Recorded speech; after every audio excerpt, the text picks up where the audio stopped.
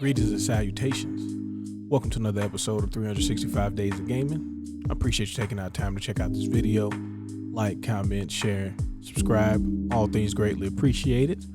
Let's get into it. So today we're talking about an RPG that has been dubbed as the beginner's RPG from the SNES era.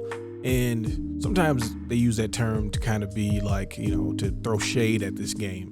And going back and revisiting it, I feel like, it's a appropriate term, but it doesn't have to be a bad thing. If you don't know what I'm talking about Final Fantasy Mystic Quest for the Super Nintendo. Now, this game came out in like 92. Square was trying to get the US and Europe into Final Fantasy more so than it had been, because most of their sales previously were in Japan, so they was trying to get us into RPGs, which is great, right?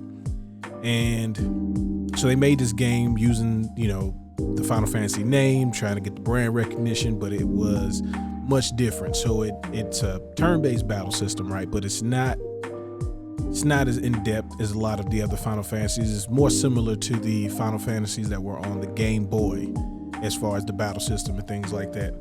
But the story, you can name your character, obviously, but, the main character is Benjamin, and basically, they don't do a lot of backstory.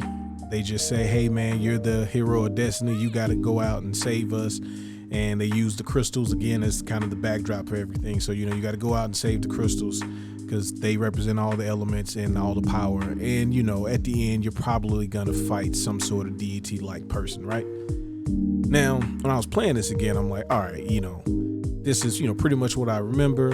And as I was getting into it, I'm like, okay, so the game isn't the hardest, but it's also not necessarily easy, if that makes sense. Like, you should definitely fight the battles. You can't just walk around and kill anything on command. You do have to level up.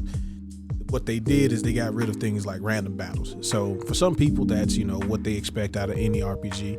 I kind of like when battles aren't always random. In certain games, that's what they do, right? But some of my favorite RPGs, battles aren't random necessarily. You see the enemies and you can make the choice whether or not to fight them. There's still magic in the game. Instead of MP, you have a certain number of spell uses based on your level. So yeah, things were simplified, but that doesn't make this game necessarily bad. Dialogue is actually pretty cool, especially given the time. Like, there's a lot of humor written into it, which sometimes I forget, that used to be kind of the staple, as everything was kind of a little more lighthearted, even if situations were kind of dire. And I like the fact that they do that in this game. And then, also, I don't want to be, destroyed every game that I play. Yes, I want a challenge, but sometimes I would much rather enjoy the game without being challenged. And this game does a great job of doing that. I know that when it came out, obviously it was, kind of panned, and, the purists were against it and all those things. And that's understandable, but this game clearly was not for you. And it's not a game that you should be so hard on just for the fact that it was made for people who weren't necessarily getting into the game. Now, yes, you can, get rid of your core audience by not giving them what they are used to, especially if they're the ones that have been supporting your franchises. But this is not even a mainline Final Fantasy game. Okay, they knew what they were doing. They didn't call it Final Fantasy 7, 8, or 9 just because they knew you wouldn't appreciate that. They called it the Mystic Quest, and I think this is it's a game that has gotten a lot of unjust hate, and I think that the idea of making something that people could enjoy who aren't necessarily fans of the more traditional style RPGs, it's not necessarily a bad thing. Sometimes you got to branch out a little bit, and also sometimes I just kind of want to, enjoy the story.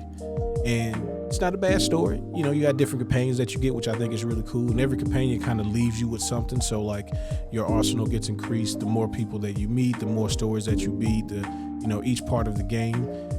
Things that they did that were really cool, which I wish that they had done a lot sooner in the mainline series, was like save points, right? There's no save point in this game. You just press the save button and you save the game. And that's a good idea.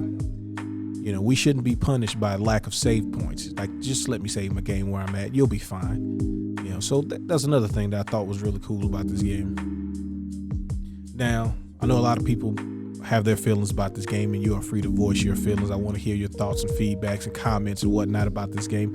But I just wanted to show some appreciation for a title that has gotten, a lot of shade when it's not all deserved. So appreciate you checking out the video. Y'all have fun. Y'all be safe. Peace.